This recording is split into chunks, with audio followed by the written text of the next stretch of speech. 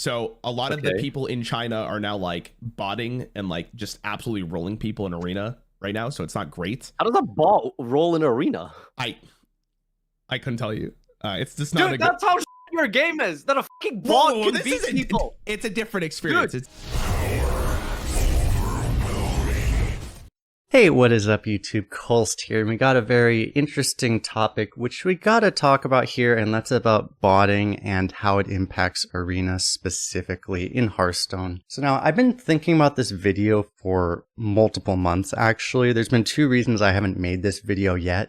First of all, I think talking about this has a lot of potential to make the problem significantly worse, so I tend to avoid talking about it for that reason. But number two, I just wanted to gather more information to fully form my viewpoint over exactly what's going on before I talk about it. However, I've noticed that a lot of people have made quite the habit of talking about this, even making it into their identity and stuff, and these people have also been coming from positions of what I view as extreme ignorance. Thus, I feel like I have to make this video now. I really feel compelled to correct some of this essentially misinformation that's coming out, because a lot of this has been really damaging to the state of Arena and its global community. So to do this, I'm going to explain the situation as well as I understand it, some of the problems I've seen from this, and as well why I have, I think, a unique viewpoint. Obviously, I spent a lot of time with Arena, but also I speak a little bit of Chinese. 我会说一点中文. So I've talked to a lot of people both in the community, some Chinese players, Chinese community members and stuff, so I think I have a very well-formed viewpoint over really exactly what's going on. So the first thing I'm going to talk about here is what is happening exactly. And one term that's been applied, I essentially coined this, is the term of what a barcode is, which you may have heard as well, and a lot of people might not know. Essentially, I was the one who, I said I coined this, but essentially I adapted it from StarCraft 2. In StarCraft 2, this was a thing that people did, is they made Smurf accounts.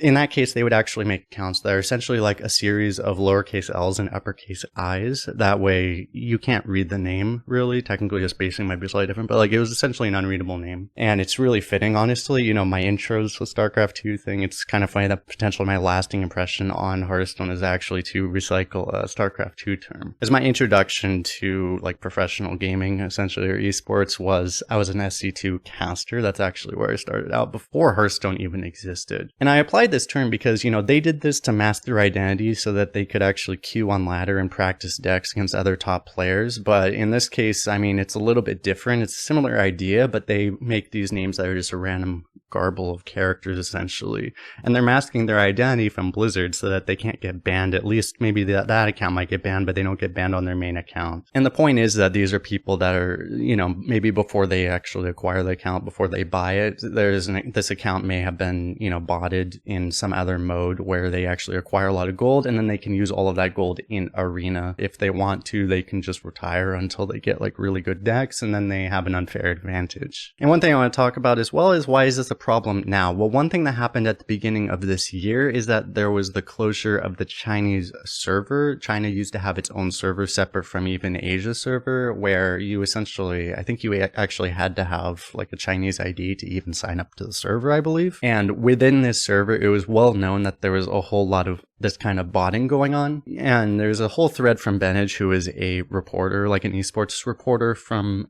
China, who has talked a whole lot about this, but essentially you can talk about potential reasons why this was such a problem in China, but what I believe one of the biggest reasons is that China was just relatively isolated from the rest of the world, and specifically from Blizzard's attention. One thing that's for sure is that Blizzard simply they were not enforcing their rules well in China server while that existed. This was a well-known thing that was going on for years, but it was relatively contained to the China server. It was actually a real thing that on Chinese streaming sites like DouYu, for example, streamers could blatantly cheat. They could buy decks from their viewers on stream it there, and literally nothing would happen to them. You might even see some of these complaints bubble up to, like, you know, places like Western media like Twitter, Reddit, etc. But, you know, Blizzard just didn't see enough of it. It's not a big enough of a problem. It's not affecting the rest of the world, so Blizzard just didn't care. So I think ultimately a lot of the fault for this really does square back on Blizzard for not managing their own, you know, maintaining maintaining their TOS in all of the regions of the game. And it was with the breakdown of the NetEase deal and all of that, that this stuff really just spread like wildfire over to all the other regions, because the Chinese players, they couldn't play on China's server anymore. So of course they had to emigrate to the other server. And so with that, let's go back a little bit to talk about this clip from Rarin. I'll play this, at least this portion in its entirety with a little bit more context. I guess this is like, I don't know exactly, but some kind of a debate with Farfa. They're basically arguing about whether Yu-Gi-Oh! Or Hearthstone is the better game, the better gameplay experience, but also the gameplay itself. And so by the way, just to mention, I'm not really familiar with Farfa at all. I am familiar with Rarin, of course, Rarin being a big, mainly YouTuber for Hearthstone. The issues with Yu-Gi-Oh! Is there is no other way to play the game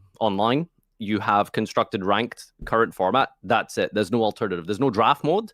I don't know how is Arena still a thing? I kind of enjoyed Arena when I played it a little bit. Arena I think is still something there. that would. Yeah, it's still there. Is it popular? Do people play it? It's still popular, but recently, I don't know if you heard, Blizzard is no longer in China. So a lot of the people in China are now like botting and like just absolutely rolling people in Arena right now. So it's not great. How does a bot roll in Arena? I couldn't tell you. It's just not. Dude, that's how shit your game is. That a fucking bot can beat people. It's a different experience. Dude, it's a different experience. Dude, go on my YouTube and type in Farfa bot tournament, right? These bots could not beat a 3-year-old. I'm just saying, right? No, your game can be piloted by NPCs. Oh, it's not. Listen, I'm agreeing with you that being like having bots in the game is definitely negative, but I think it showcases how easy Hearthstone is as a game, like to get into if bots can play the game at a pretty good level, right? People listen.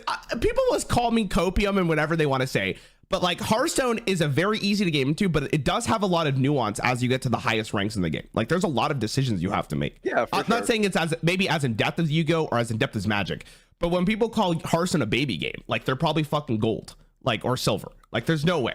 Thing I want to address first of all is that Farfa is right about one thing. The bots people use in like generally in these card games are bad. The ones they're using in Hearthstone, they're not meant to be able to win. They can win sometimes, but their purpose isn't to win. It's just to farm gold. And that's where Rarin puts out this major piece of essentially misinformation, where it's like, it's completely ridiculous to think that these bots are actually playing Arena and actually, you know, demolishing regular players. You really do not see bots actually play in Arena. I think I've played like over 35,000 games of Arena, and I think I've played a bot one time. That's what I think. It's pretty easy to tell when you're against a bot, and because once you suspect it, you can kind of, you know, you can just like rope and point lethal at their face and they emote them, they don't leave, you know, that kind of thing. So it's pretty obvious generally, and just the way they move and stuff, like you can kind of tell. You do not see them in Arena. You do actually see them. They can do pretty well in other modes. Like they used to fill up Legend in Classic mode while that still existed. Nowadays, since Classic mode got removed, from what I understand, most of them have migrated to Wild. Some of them are in Standard as well. And a lot of them do get stuck in like the Diamond 5 floor, from my understanding, in Wild. A lot of them are playing, you know, something relatively simple like Aggro Rogue or Totem Shaman, for example.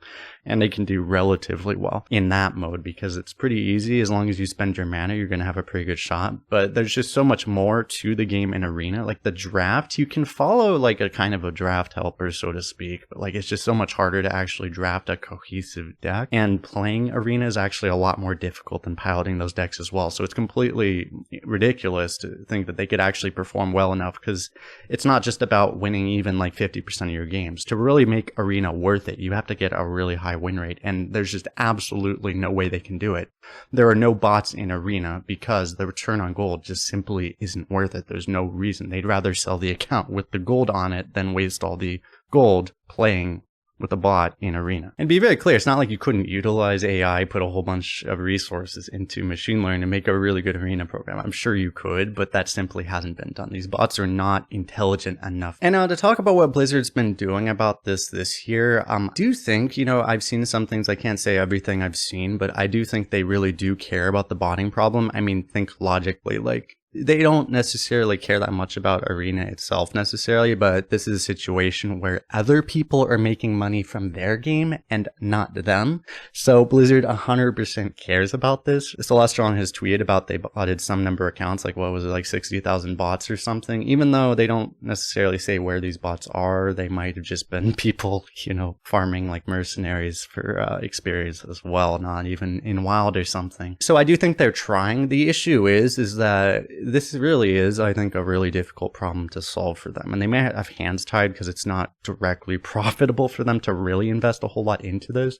The big problem is like just thinking logically, like if they can't ban the bots so fast that they can prevent the sale and potentially prevent the use of the gold on the accounts, it doesn't really matter. Like once the account's been churned and burned, it doesn't, you can ban it. It just doesn't matter. No one's going to play it anyway. And there are other things they could do. Like some people mentioned, like removing the retire button to at least put the wins back into the arena pool. If these people are going to, you know, spam retire to get these broken decks, at least you put the wins back into the pool so people are getting the gold, but it wouldn't really help all that much. Like it wouldn't help the gameplay experience. Okay, you get one free win per run per average, but like it just doesn't, you know, it wouldn't make it feel that much better. But with that, I want to talk a little bit about just like, so really what is the negative impact of this on the arena players? And you know, I don't have a lot of hard evidence. Maybe Blizzard does to actually have a little bit of a better idea about what's really happening. But what I think is actually happening is that a lot more than people are really doing, like making like true barcode accounts where they're really spam retiring whatever, is that people are just playing on essentially throwaway accounts. They're not like cheating because they're not spam retiring for broken decks, but they're just doing it because it's cheaper to have a new account this way than it is to actually, you know, buy arena runs with money. And it's worth bringing up that you can actually add some of these accounts. A lot of them will actually talk to you, especially if you know how to speak Chinese. It makes it a lot helpful. Like I added this one guy who's Chinese, and by the way, this account looks like a barcode, but it's not a barcode. It looks like random characters, but I actually asked him, and this account was actually made based off of his initials, his real life initials.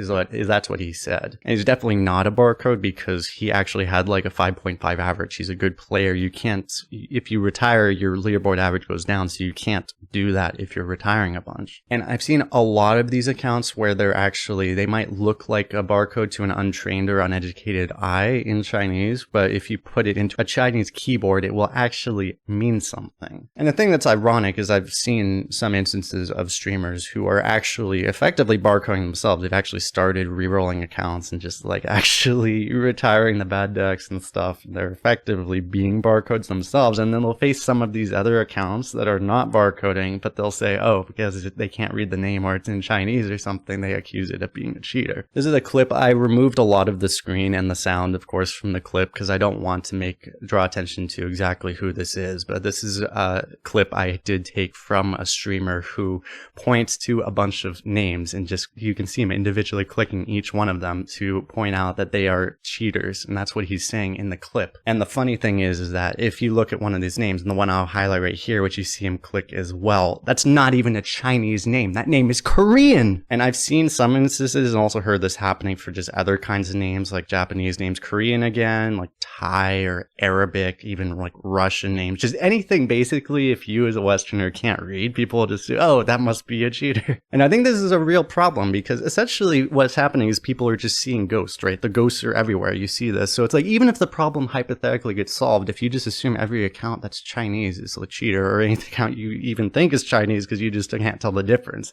you would never know if the problem actually got fixed. And by the way, like the Chinese accounts are not just going to leave. There's no, ETA on like the Chinese server possibly coming back. It might never come back. So these accounts are home to the other servers now. They're not just going to go away. And yeah, you can point at like the basic card back, lack of golden hero power, but in that, yeah, they'll tell you it's a new account, but ultimately you just don't know if a particular account is actually, barcoding or botting, cheating, you actually retiring 4 broken cards. So you just ultimately you don't know. So I don't think it's productive to constantly go out and accuse every single account of doing this when you really just have no idea. And I just want to say, by the way, I'm a bit sympathetic to these people because, if they lost their server, their main account, which they might have invested hundreds or even thousands of dollars into it, they might be a little bit burned against Blizzard. So why would they want to invest a whole bunch of money into a new account? Like, I can't really blame them for using throwaways when they're in that situation. And it's why I think it's particularly nasty, as Benage pointed out in his Twitter thread as well, that if you're painting all these people with one brush, because okay, maybe some of them are botting, but also some of them just have a lot of experience playing against these bots, and they've been essentially refined their strategies, has gotten good at beating people with better decks than them. And that's why you see a whole lot of them at the top of the leaderboard as well. And with that, regarding this, I want to talk in closing about the impact on really the competitive viability of Arena, as little little as people still care about that. I mean, some of us would at least like that to be a thing.